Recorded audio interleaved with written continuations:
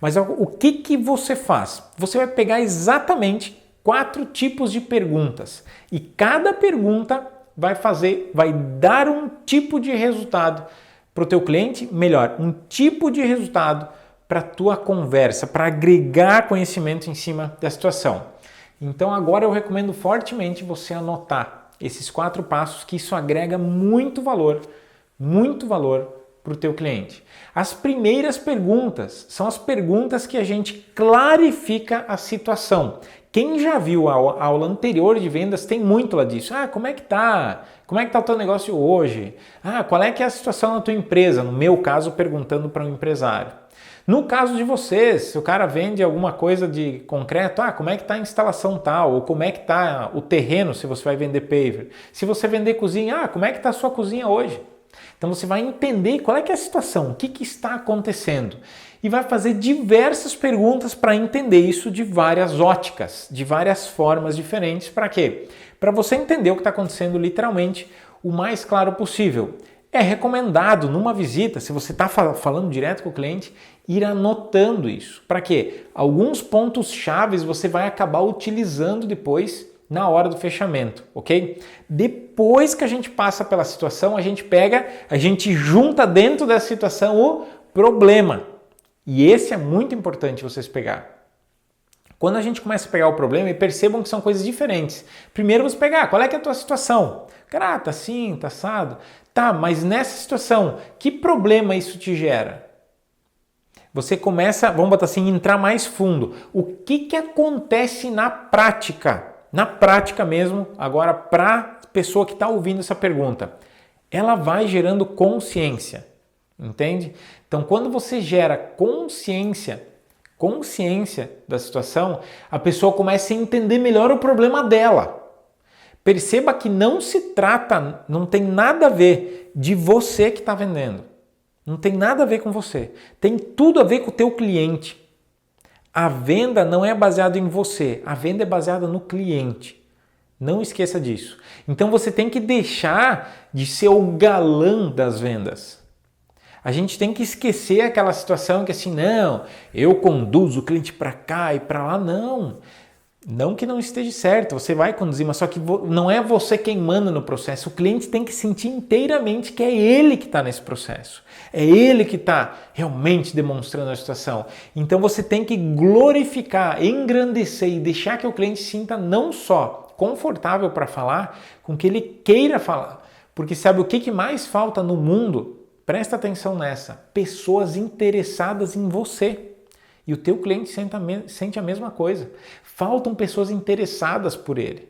Então, para que ele se sinta bem com você, crie esse ambiente realmente de interesse no cliente de vocês. Então, o momento que vocês se interessar para entender a situação real do cliente. Não é só ficar fazendo pergunta de situação para que, a técnica do Jackson de venda é pedir a situação, vou pedir a situação. Não, se interessem mesmo. Isso faz toda a diferença na hora do fechamento. Por quê? O cliente vai pensar assim, cara, olha, até que um dia chegou alguém aqui que está interessado em saber o que está acontecendo comigo, como é que eu me sinto, como é que é, enfim, para que lado eu vou. Então, dentro desse fechamento, a gente precisa entender que a gente precisa se interessar pela situação. E depois que a gente pegou a situação, se interessar em qual problema isso gera para o cliente de vocês. Em vários níveis. Então, quando a gente pega o nível mais normal, né? Tipo, que problema está gerando para você, por exemplo, os teus funcionários? Eu perguntando para você, empresário. Que problema está gerando? Tá isso, tá aquilo.